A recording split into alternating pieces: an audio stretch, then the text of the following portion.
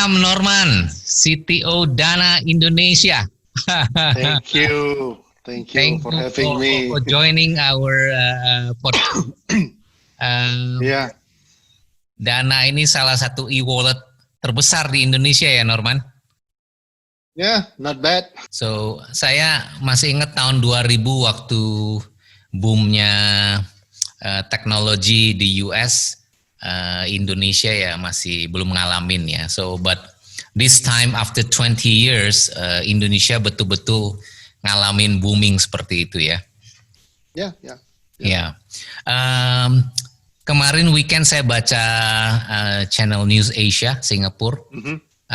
Profesor John Colley bilang beberapa tech company during this pandemic kita lihat mendapatkan benefit luar biasa like Amazon, Zoom, Netflix. Domestik mungkin banyak pay TV yang punya bundling dengan internet kayak First Media. CEO-nya bilang penjualan naik karena mungkin semua keluarga suami istri work from home, 2 anak study from home. So mungkin kuotanya juga harus upgrade gitu ya. Tapi dia juga mengingatkan, Profesor John Colley bilang, the next technology crash is around the corner. Karena banyak juga startup yang kena karena financingnya masih awal-awal, atau kita udah lihat Airbnb dan WeWork ya. Gimana pemetaannya menurut Norman sesudah pandemik ini? What will happen to a lot of players, startup maupun yang sudah established unicorn dengan pandemik ini? Ya, kalau from my view, I think it's not necessarily about startup only, tapi it's about everyone in general. Jadi the whole situation ini apply to everyone. Jadi some startups di bidang teknologi really get the benefit ya, or they got traction because of the pandemic. Tapi some startups slowing down, or even mungkin they eventually has to close because of the pandemic. Tapi not just in startup world, in other part of the business, the non-startup world, the more traditional, the non-tech companies pun it's the same gitu. There are guys yang really get traction because of this pandemic, and there are guys yang not. So I think it is more on the vertical industry, not necessarily about the startup or the more traditional companies. Karena some startups, kayak tadi dimention kan about Airbnb, it's about accommodation kan, travel. Travel industry is hit hard by the pandemic gitu. Dan if you look at it, it's not just Airbnb. Hotel industry got hit big time. Airlines industry got hit big time. So they are not startup. They are big companies, established entities also got hit, and some of them mungkin juga even closed gitu.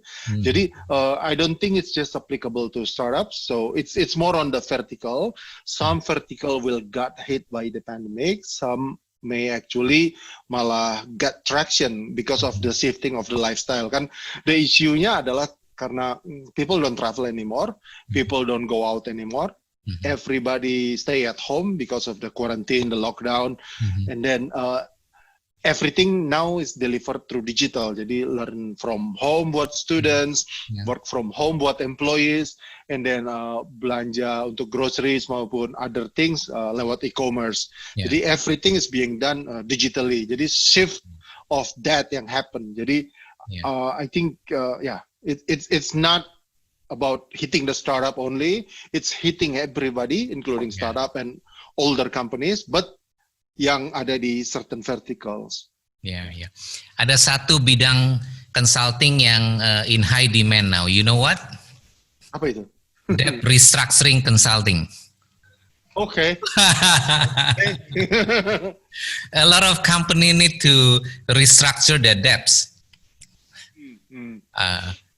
It's one big problems yang many companies are facing kan. Revisit the payments, contracts with vendors, minta something to get more loose. because it's difficult for everybody. Jadi So interesting ya.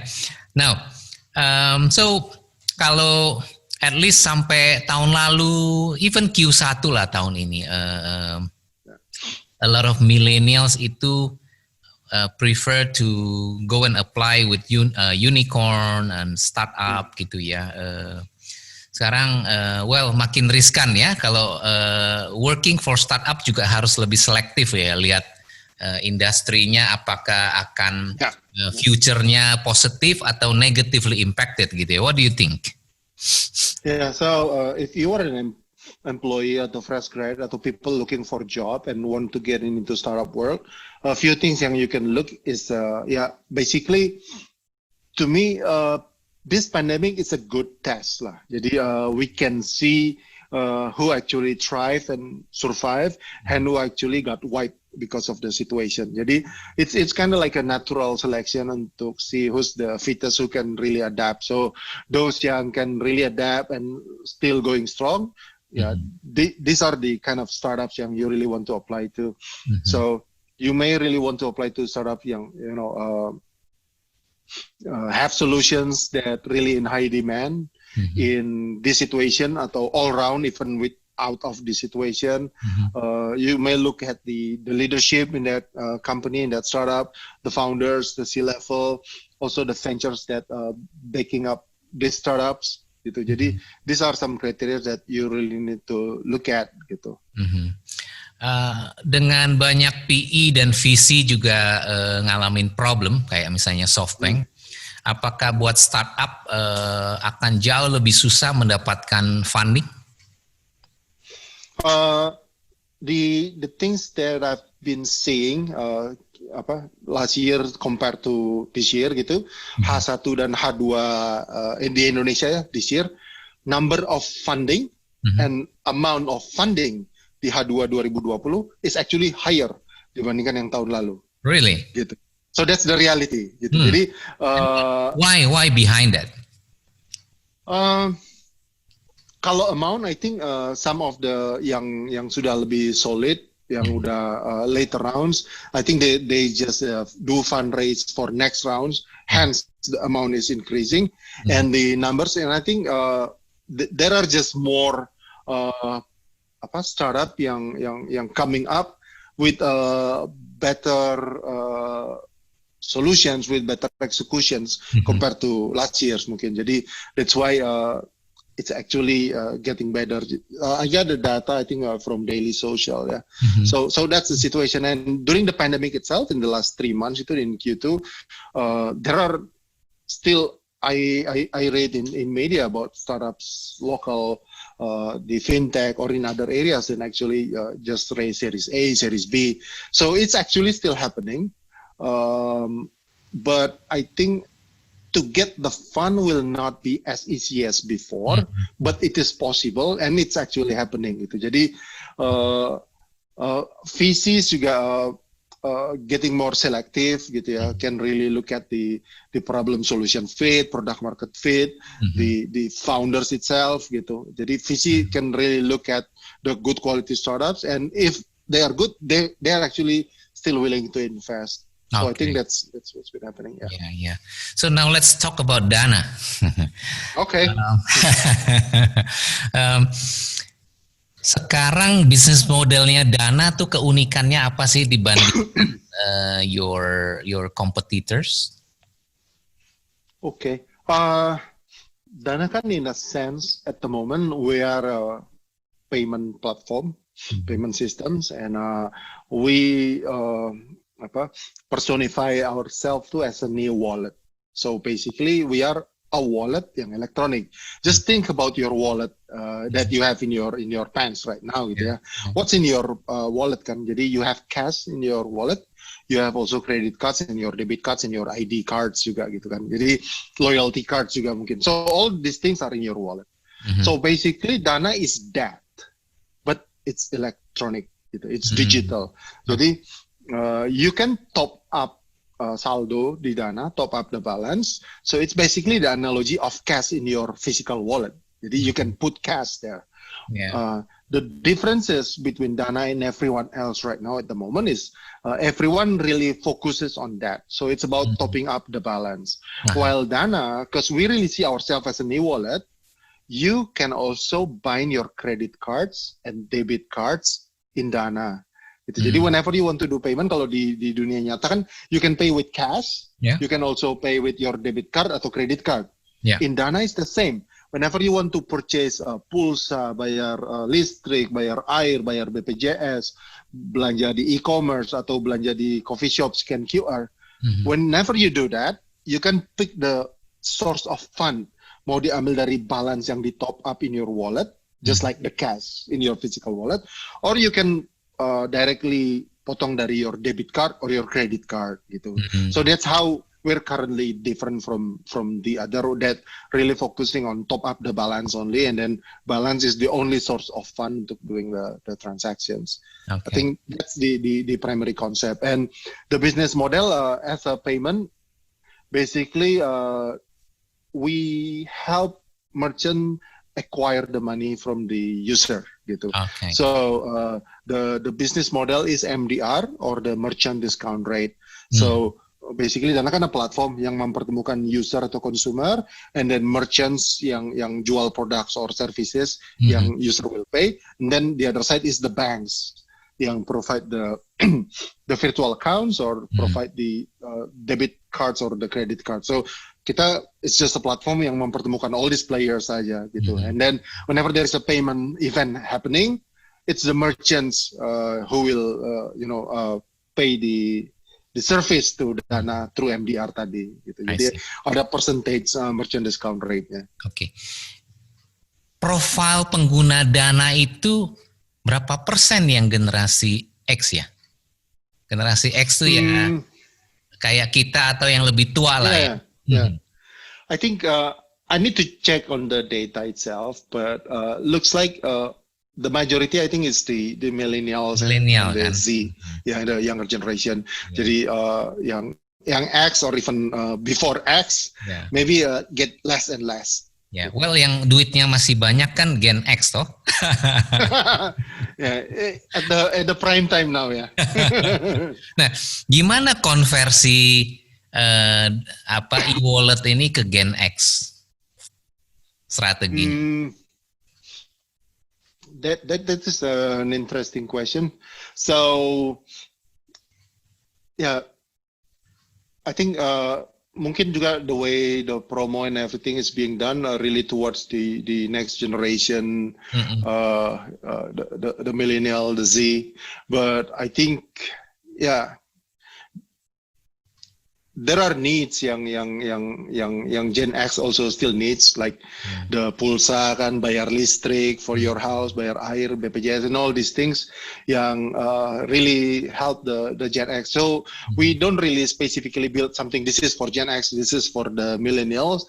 It's kind of like for everybody. It's just maybe the adoption rate that happened the millennial, maybe it's just faster compared to the Gen X. I think it's just because of the market dynamics. I always actually amazed dengan kemajuan digital di Indonesia ya. Last 1 year my family kan di Melbourne, saya bolak-balik. Australia itu relatif saya bilang malah lebih ketinggalan daripada Indonesia ya. Nggak ada semacam Dana or e-wallet. Kita bayarnya mostly masih cash, credit card, debit card. That's all. And looks like people are happy. Di Indonesia waktu di Melbourne pembantu bilang, Pak, makanan ikan habis katanya kan. So, I was not panic. Aku tinggal login ke salah satu marketplace. Aku beli makanan ikannya. That's it. Aku bilang sama mbaknya, udah diantar ke rumah. So that's quite an easy life. Norman, dana yang begitu banyak di saldo e-wallet itu how do you monetize that? Okay, so as a payment platform, kalau dari istilahnya Bank Indonesia itu PJSP, penyedia jasa sistem pembayaran, ya. So kita kan absorb atau collect the fund from citizen, dana balance-nya untuk masuk jadi balance di Dana gitu ya. But we are actually not doing anything with this money.